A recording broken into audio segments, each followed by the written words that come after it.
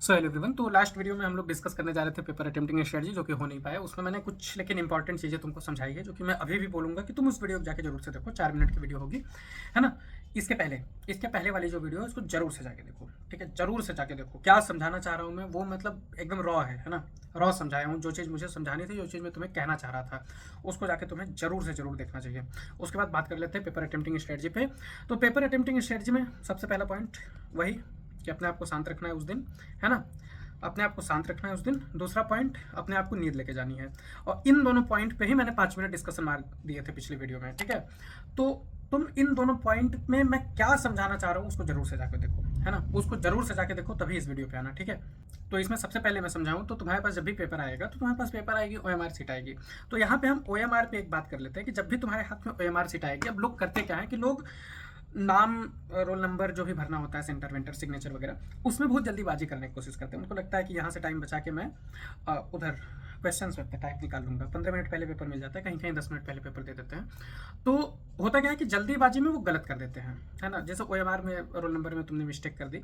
तो यहाँ पे मैं 2 बातें बताना चाहूँगा। पहली ये कि अपने आप को इतना शांत रखो, इतना शांत रखो और इतना धीरे धीरे इस चीज़ को भरो, क्योंकि ये जो 15 मिनट पहले 10 मिनट पहले दिया गया है ना, 10 मिनट पहले तुमको पेपर डिस्ट्रीब्यूट करने नहीं दिया जाएगा या फिर पेपर का सील खोलने नहीं दिया जाएगा।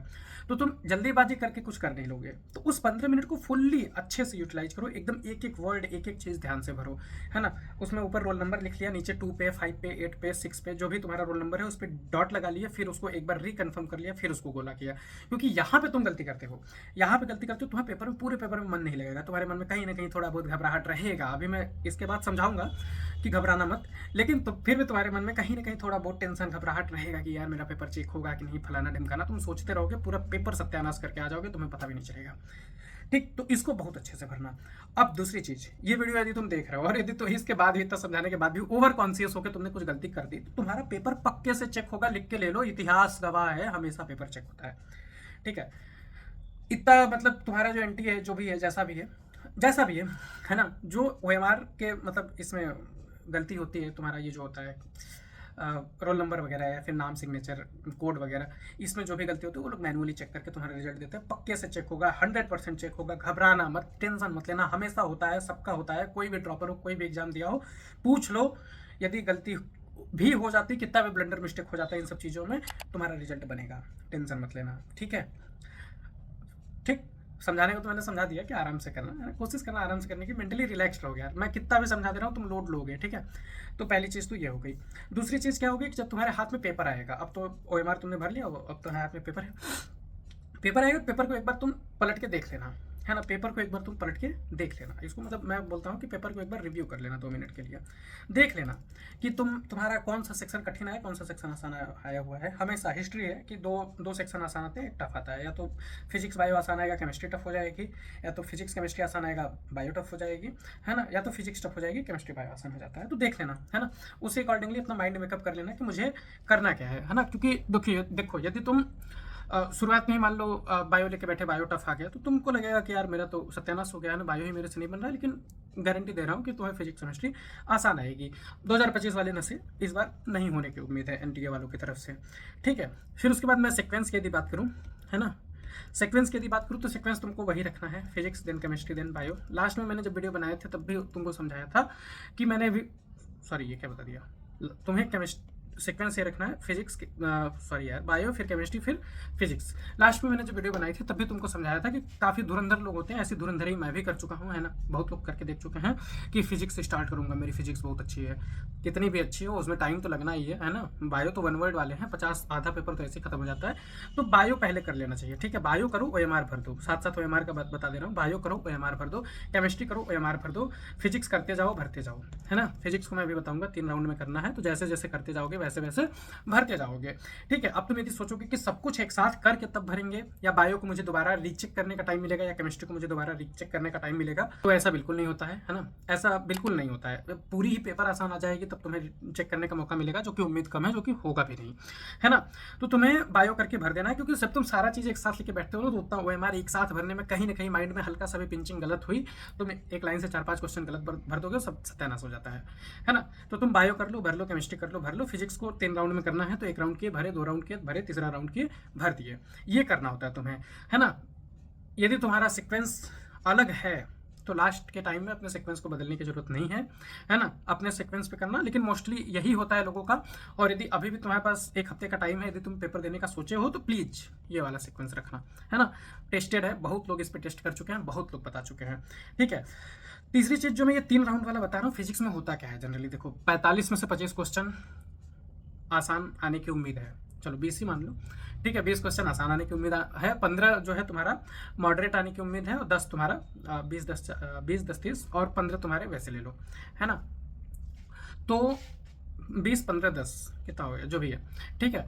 तो होता क्या है ना, जो क्वेश्चन तुम्हें देख के ही लगे कि यार ये तो बहुत आसान है, फोर्स दिया है, मास दिया है, एक्सेलरेशन पूछा है, कुछ ऐसे भी क्वेश्चन होते हैं, है ना। एक होता है ना, अरे वो फोटान एच लेमडा वाला जो क्वेश्चन होता है वो सब ऐसे ही डायरेक्ट आ जाते हैं, है ना। काफी सारे क्वेश्चन ऐसे थ्योरेटिकल आ जाते हैं, काफी सारे मतलब 20 तो आसान ही आते हैं। तो जब तुम पहले राउंड में एकदम जो छोटा देखने में भी क्वेश्चन लग रहा है, जो देख के भी लग रहा है मेरा पढ़ा हुआ, जो जिसको देख के भी लग रहा है कि मेरे को फार्मूला याद है, मैं पेन उठाऊंगा तो इसको टिक कर दूंगा, या आंसर ही पता है तुमको, तो वैसे वैसे को शुरू में करते जाओ। तुम देखोगे कि तुम 20 क्वेश्चन एकदम लाइन से एकदम आसानी से 20 क्वेश्चन निपटा चुके हो, है ना। और जो नहीं लग रहा है उस पर गोला करते जाओ, है ना, जो छोड़ रहे हो उस पर गोला करते जाओ, ताकि खोजना ना पड़े, वो दिखे अलग से, है ना। फिर सेकेंड राउंड में आओगे तो थोड़ा सा जो मतलब एक बार में बन जाए उसको बना लो, एक जो ना बने एक बार में उसको छोड़ते जाओ, तो तुमको लगेगा कि 10 क्वेश्चन और बन गए, ठीक है। अब 15 क्वेश्चन बचते हैं। तब अब तक क्या होगा कि अब तक तुम पहले और दूसरे राउंड में बहुत कम टाइम में ढेर सारे क्वेश्चन, लगभग 30-35 क्वेश्चन कर चुके होगे। अब तुम्हारे पास मुश्किल से 10 क्वेश्चन बचे होंगे और तुम्हारे पास इनफ टाइम होगा। तो ऐसे फिजिक्स को किया जाता है। मैंने ये चीज़ काफ़ी सारे लोगों को बताई है और लोग बोलते हैं कि बड़ा मतलब काम का आइडिया है ना। तो फिजिक्स को 3 पार्ट में कर लेना। कुछ बातें जो मुझे अब यहाँ पे तुमको बतानी है कि कुछ क्वेश्चंस तुम्हारे पास आते हैं असर्शन रीजन वाले और स्टेटमेंट वाले। इन क्वेश्चन पे यार अपना थोड़ा सा 10 सेकंड एक्स्ट्रा टाइम वेस्ट करके इनको अच्छे से कर लेना। असर्शन रीजन में एक बात मैं बता देता हूँ, स्टार्टिंग के 2 वाले एक होते हैं ना कि असर्शन दोनों करेक्ट है, करेक्ट एक्सप्लेनेशन नहीं है, दोनों करेक्ट है, करेक्ट एक्सप्लेनेशन है, ठीक है, दूसरा ऑप्शन। तो जब तुम एकदम कंफ्यूज हो जाओ, दुनिया की सारी शक्तियां तुम्हें रोक दे के अब तुम्हें पता ही नहीं चल रहा है, तुम्हें दिख रहा है कि असर्शन और रीजन दोनों करेक्ट है ना, असर्शन और रीजन दोनों सही है, लेकिन तुम ये नहीं पता कर पा रहे हो कि reason is correct explanation of assertion और नॉट। ऐसे केसेस में तुम पहला वाला ऑप्शन टिक करके आना, है ना, कि हाँ रीजन असर्शन का करेक्ट एक्सप्लेनेशन है। जनरली जो करेक्ट एक्सप्लेनेशन जो रीजन असर्शन का करेक्ट एक्सप्लेनेशन नहीं होता है वो पता चल जाता है। यदि वो नहीं पता चल रहा है, तुम एकदम पूरा मेहनत कर चुके हो, तुम्हें एकदम यहीं पर अटक गए हो कि तुम्हें नहीं पता चल पा रहा है, तब ये काम करना है ना, ठीक है। सब में नहीं करने की जरूरत है कि भैया बताए थे मैंने मार दिया, गलत हो गया, ठीक है। तो तीसरी चीज जो तुम्हारे एक रेशियो वाले क्वेश्चन आते हैं, ये वाला कर देना इसमें ना कि करेक्ट एक्सप्लेनेशन है। जो रेशियो वाले क्वेश्चन आते हैं 2/5, 5/2, है ना, 3/, ऐसे क्वेश्चन आते हैं ना 2/5, 5/2, इसको एक बार थोड़ा सा रीचेक कर लेना, 5-7 सेकंड एक्स्ट्रा लगेगा, लेकिन तुम्हारे सिली मिस्टेक नहीं जाएंगे, रूम पे जाके वही सिट वाला काम नहीं होगा, है ना। 1/2, 2/1, ऐसे क्वेश्चन को थोड़ा सा 5 से 10 सेकंड एक्स्ट्रा देने की कोशिश करना, है ना। जो तुम्हारे बायो में नॉट वर्ड छिपे होते हैं, एक्सेप्ट वर्ड छिपे होते हैं, हालांकि अब तो ये बोल्ड करके आते हैं, लेकिन फिर भी तुम एक बार, तुम्हारे पास नीला पेन रहेगा, काला पेन रहेगा, उसको एक बार नॉट जो लिखा है उसको एक बार ऐसे कर लेना, और फिर जब तुम चारों स्टेटमेंट पढ़ लेना तब तुम एक बार घूम के फिर से देख लेना कि नॉट पूछा है कि करेक्ट पूछा है, मतलब इनमें से चारों में से इनकरेक्ट कौन है ये पूछा है, या इन चारों में से करेक्ट कौन है ये पूछा है। तो ये तुम्हारे उसमें होना चाहिए, रिफ्लेक्स में होना चाहिए, है ना।